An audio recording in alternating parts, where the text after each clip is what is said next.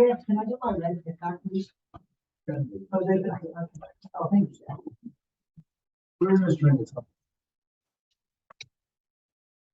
Yeah, so I came in this morning and I was ready and I told you that we were going to do the big quadratic formula, and it's just not practical to do that because we would spend all of our time talking about this one little part at the end of the process that if we just talk about it today, then we won't have to do it every single time we see it. So today is the 26th.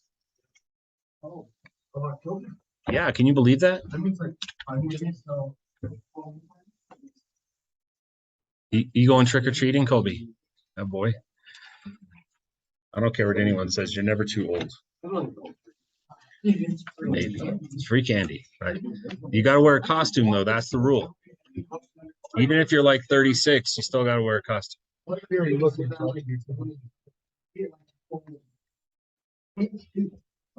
We dressed up as ourselves last year. Yeah, we dressed up as ourselves last year.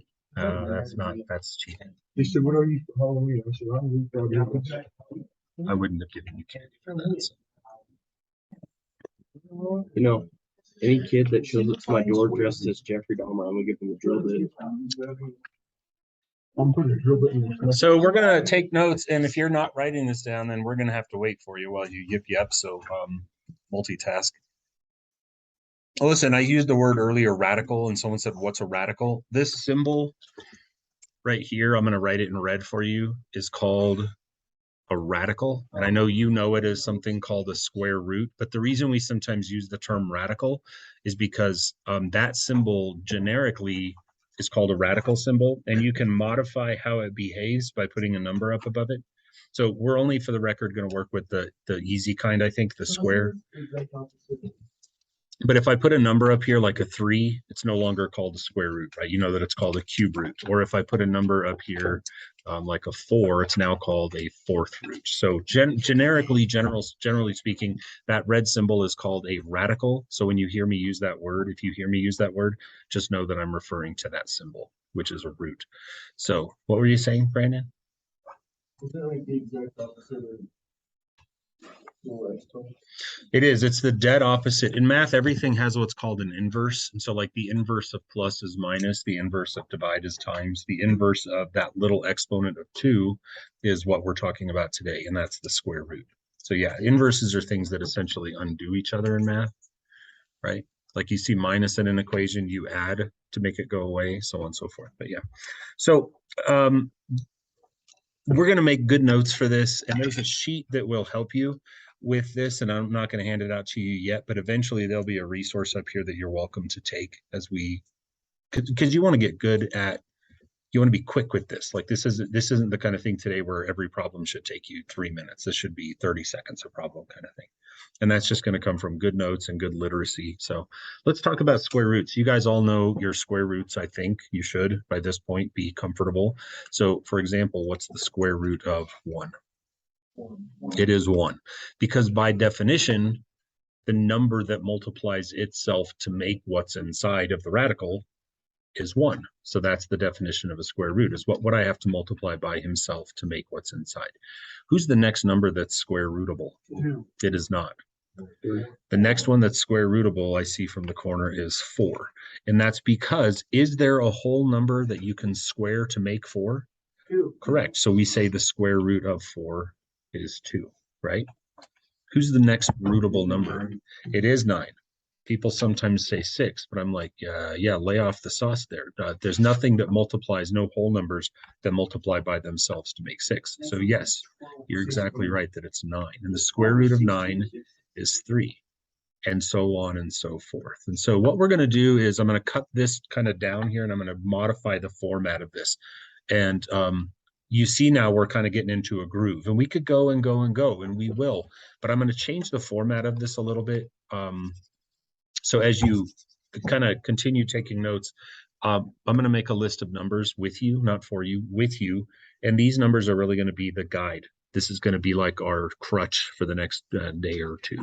So the first number that can be rooted is 1, and I'm going to put that, and then I'm going to put a comma. We'll come to know this as the red list. The red list is the list of numbers that we like. You'll see what I mean here in about 5 minutes. So who's next on the red list? 4. After 4, after 9, after 16, after 25, after 36, after 49.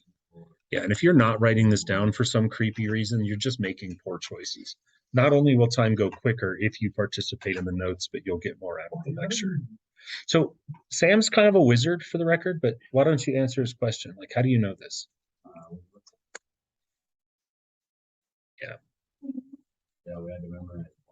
Yeah, and I want you to memorize them too, but eventually, like, So that's gonna be 81. it would be. And listen, if you're wondering where these come from, if you haven't cracked the code yet, it's easy to derive them by just squaring numbers. Like Brandon hit a really important point earlier. If we understand that roots are the backwards of exponents, then I can just make all the rootable numbers by using exponents. So like think about the first number, he was 1 squared, and then 2 squared was 4, 3 squared, 4 squared, 5 squared. And so we're at the point in the process now where we just did 8 squared. What's 9 squared? Then the next number on the list has to be 81. 10 squared is 100. After 100, So it'll be it would be 121. Let's keep going. 144. After 144, keep going. 196, 225, 256, 17 squared. The only way I ever memorized 17 squared when I was a kid was I just remembered that since it's 17 times 17, it has to end in a 9. No, but it does end in a 9. It's 289. So 17 squared is 289, and I've run myself out of room, but that's okay. 18 squared has to end in a 4 because that's 8 times 8. Nope. 324. Don't worry, eventually you'll memorize all these. Sure. I never thought about that before. Is that okay? Yeah. Yeah, my bad. Well, here, actually, I could. Well, never mind. I'll just keep going downwards because that's, I don't know. You're at the point now where you've run out of room on your paper? Yeah. Okay. So you could start another row or you can just curve it down, whatever you want to do. After 18 squared, which is 324, 19 has to end in a 1 because it's a pair of 9s.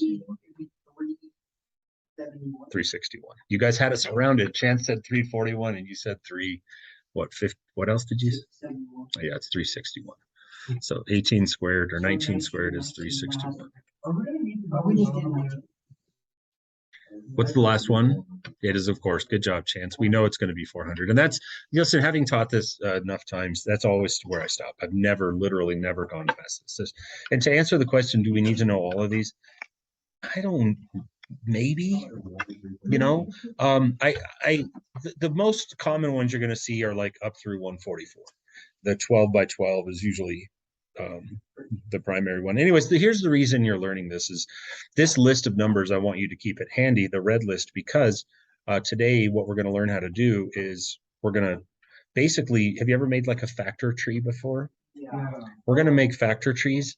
And there's going to be 2 types of people in this room. And I've got years of evidence to prove this. You're either going to follow directions and do well, or you're going to not follow my specific directions and you're going to miss a lot of these. I'm not asking you like that's, I'm telling you, you're going to make one of those choices. So I'm going to show you exactly the best way to do what we're doing today. I would recommend you follow it to a T, like spot on, and you'll be just fine. Ready? So I've got a bunch of examples for you, and there's no heavy duty stuff today, no heavy lifting. It's just a lot of times table-y kind of stuff. So if I asked you for the square root of 8, this is going to start happening to us. So this is what today and tomorrow are for, is really just to practice this art, this skill. You know how like in 4th grade, you've reduced every fraction since 4th grade, right? You don't even ask anymore, like, should I of course you should reduce your fractions. It's what you do. And this becomes kind of like that. We don't leave square roots that can be what we call simplified. So the square root of 8, the first thing I do is look at my red list, and it's obviously not on there. You can't square root 8, can you? No. But you can break it down. And so what I'm going to do and have you do, and I'll show you a couple different formats. You can choose which one like artistically you like better. The way I always start this lesson is with a tree. And here comes the step that for some reason, like 36% of teenagers just assume this step isn't important, despite the fact that I say that it is. So here it goes. At the ends of your branches, put 2 empty square root signs. You will be amazed how many mistakes this is going to help you avoid. So put a root sign, a little times, and a root sign. Trust me. Now, what we're going to do, bless you, is come up with two numbers that multiply to make 8. But the stipulation is that one of them, the first one, the first empty root sign, has to contain the biggest possible number that you can find on the red list, which is 4. So we're going to put 4 in the first one, and we're going to put 2 in the second one. And then we're going to evaluate whatever we can. And the reason we did this is because what is the square root of 4? So my answer is 2 root 2. That's how we read that, and that's the final answer. That's, we say 2 root 2. That's how we read it. I took the square root of 4 right here, which you and I both know equals 2, right? Oh, I get it. Okay, that silence led me to believe that that's not something that you're aware of. So underneath your red list, you might want to take a few minutes and write your square roots. What's the square root of 1? What's the square root of 4? Square root of 9, square root of 16, square root of 25. So Kale, I'm not saying that you have to do this, but you need to understand that the red numbers can be square rooted, and when you square root them, you get the yellow numbers below them. Okay? Let's just do another one. Okay. So again, this is going to become as commonplace as every day for you as just reducing a fraction or knowing that 2 plus 2 is 4. It's just going to become part of what you do. You have a question? Yeah, what if it's like 16, yeah, 4, 4? You wouldn't. No, if you get the square root of 16 and I see you making a tree, I'm going to mock you, and I'm going to do it publicly so that everyone hears. What's the square root of 16? It's 4. Please don't make a flippin' tree when the number is just rootable. It happens. I've seen people do amazing things with the number 400. Like they take 400 and they break it into this. And I'm like, what are you doing, you crackhead? It's just 20, right? So when I say 4 and Brandon says, wait, you can still stop that thought right there. What is the square root of 16? 4. 4. End of story. Put a box around it. It's not the square root of 4. It's just 4.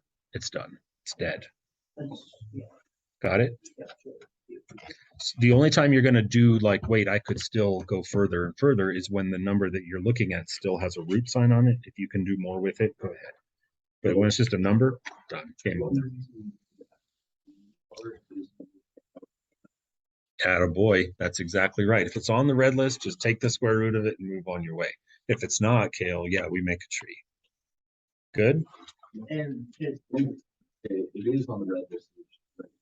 Done. If I put the square root of 144, you don't make a dang tree. You just go, oh, I know that one. It's 12, right?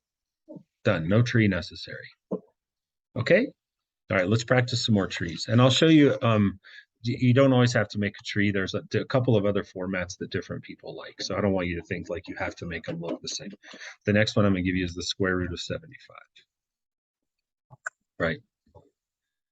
And a real common way to think, don't worry, you're going to practice this a bunch, but the most common way to think of 75 is you don't even have to be good at your math facts. If I had 75 cents in my pocket, what do I probably have?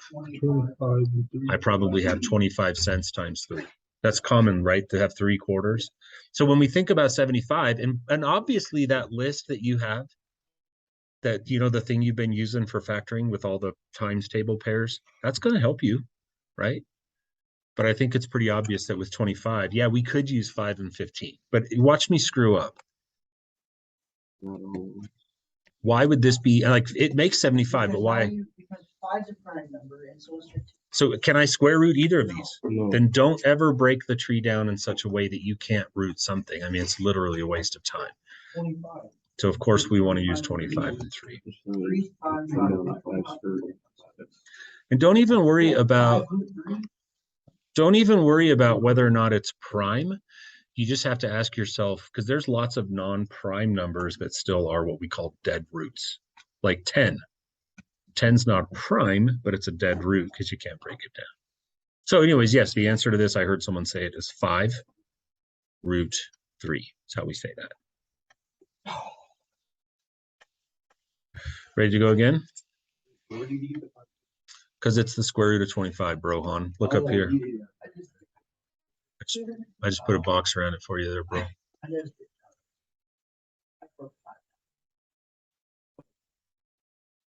Yeah, Even though I that knew hurts what my the soul. answer was. hurts my heart.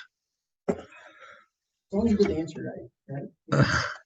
I can I really guess. show you different problems, as long as I get the answer right. That's Try this one. Don't worry, this is not an exaggeration. You'll wind up doing like 100 of these over the next day and a half. So just get ready. Get good at it. all. 100? It's a lot of practice coming up.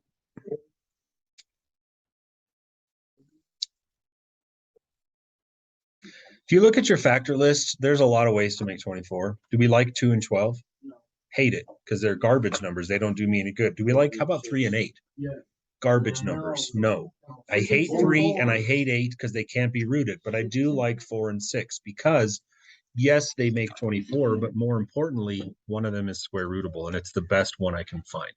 So if you're interested in showing a different format, you can also work sideways like this. You could do the square root of 4 and the square root of 6. It's the same freaking thing as a tree, right? It's just a different visual for some people. So what's the square root of? 4 square root. No, you break down 4 because I can be variable. So Yeah. it's 6. Yeah, and always make sure you put the root with the square root intention first, because then you don't have to move things around. So the square root of 4, I drew a little arrow for you. I hope you all agree is just 2. And so then the root of 6 cannot be broken down. And if you think that it can be, it's important that we have that conversation. How could you tree off of a 6? And 3 and 2 are trash numbers, aren't they? So don't make a tree just because you can. Only make a tree if one of the numbers is rootable, if it's on the red list. Got it? Okay, I'm not sure if you're going to like this one or not, but I really don't care. So here you go. Enjoy. Oh.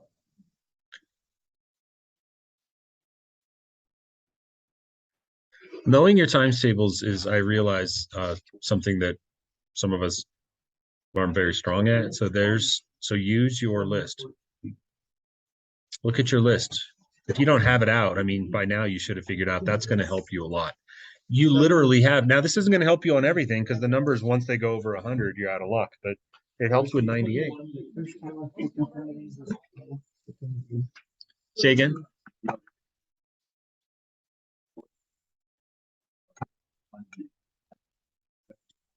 Root? Yes. Yes. Always. So by now, if you're looking at your resource that you have and you've looked at 98, it should be pretty obvious that there's one good pair. 49. Yep. And in order, we want to put them, I like to put the rootable one first, because then I don't have to worry about moving order. So I have 49 and 2. So we read it. Good job, you guys. We say 7 root 2. Let's go again. Root 27.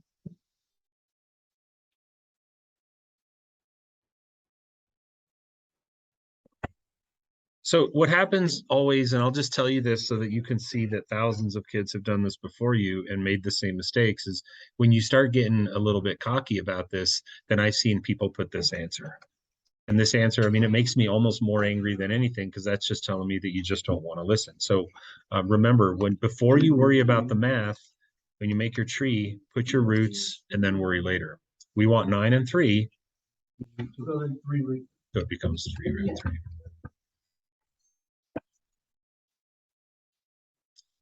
Square root of 288. Yeah, so that's not on your list, right? So at this point, bless you. Yeah, stop. Just hang on and give me a minute, okay? And I'll help you. At this point, once you leave the friendly confines of that awesome up to 100 factor sheet, you got to start thinking outside the box. So what I'm going to tell you at this point is, now with the assistance of your calculator, you want to start attacking the red list.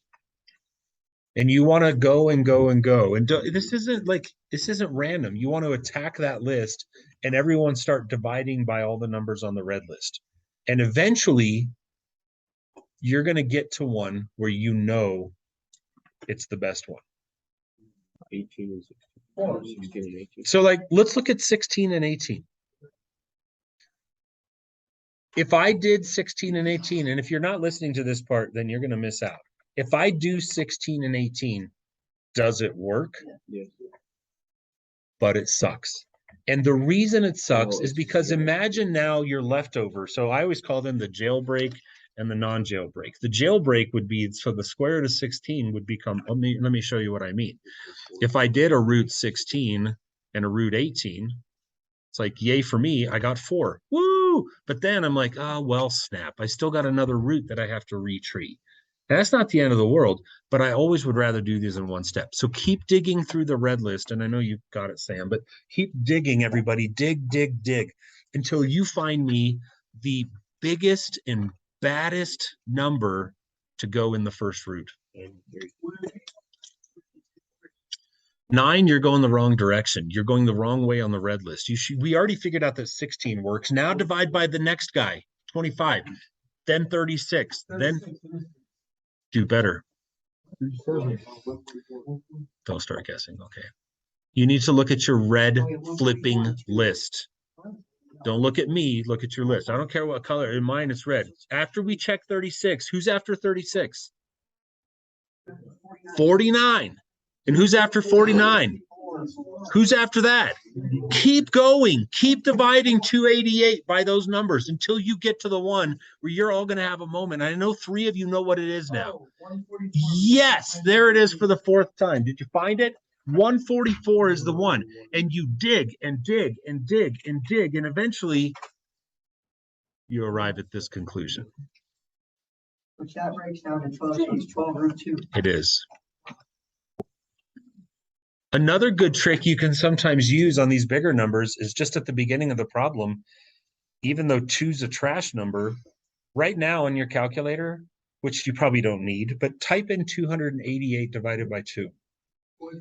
And of course you're like, oh, neat, I got 144. So you don't always have to directly attack the red list. You can divide by 2 and 3 and 5 and sometimes go, oh, I found a whopper. I caught a big one. Let's go again.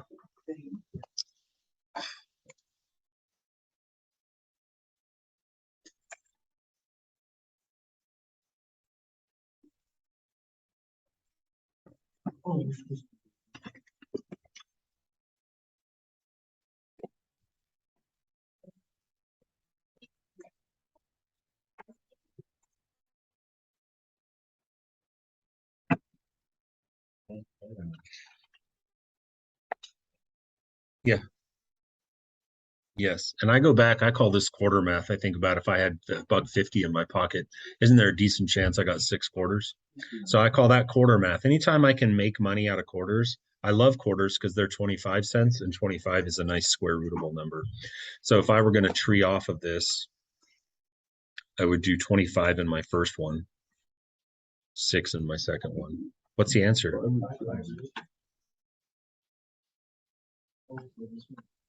Good. Now I'm going to present to you the numbers, the 5 numbers, and there are others. I call these the death numbers, and I want you to make a specific little home for these evil sons of guns in your notes.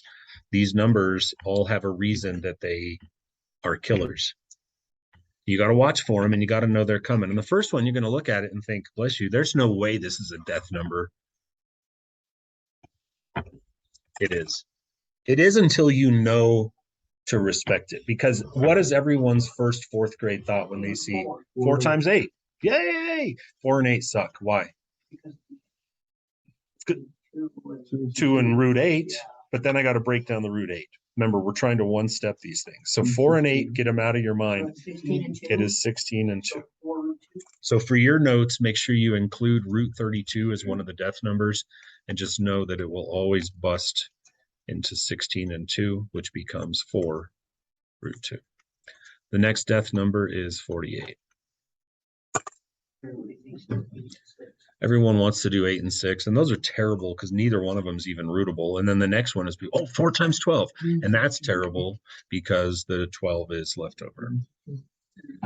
So again, that's going to be what you're going to find is common with these death numbers is our new friend 16. 16 hides out. And the trouble with 16 is that we don't learn 16s in grade school. We go up through 12. And so if this one, if you tree it off into root 16 and root 3, you get 4 root 3.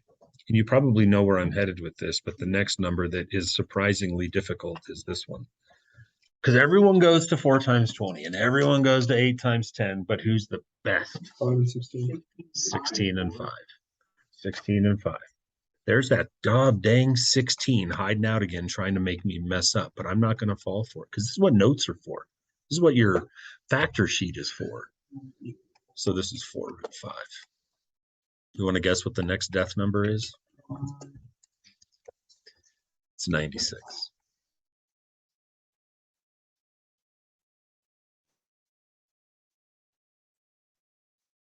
Who is it?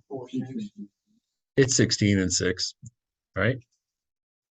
And I'm going to say 16, then 6, because I want my 16 in the first house right here, so that he's the one I'm going to root, and then the leftover goes there. So this is 4 root 6. And then the last one that I'll present to you, and there are obviously more that you'll encounter that you kind of go, yeah, good call. I know, I heard you say it. It was like you were foreshadowing. There's others that you'll encounter that constantly give you a hard time, and you'll just note those when you find them. 16 and 7. 16 times 7 makes 112. And again, now we've left the friendly confines of your big, beautiful cheat sheet. But there's nothing stopping us from adding and making our own. So the root and the root, 16, 7, 4, root 7. Got it? So I have an assignment on the old Daddy Delt, and then tomorrow I'll probably have a paper version of the same thing. So I have it due Monday just because I wasn't sure that you'd get it. I don't think you'll get it done today. That's okay. So today's Wednesday. Yeah.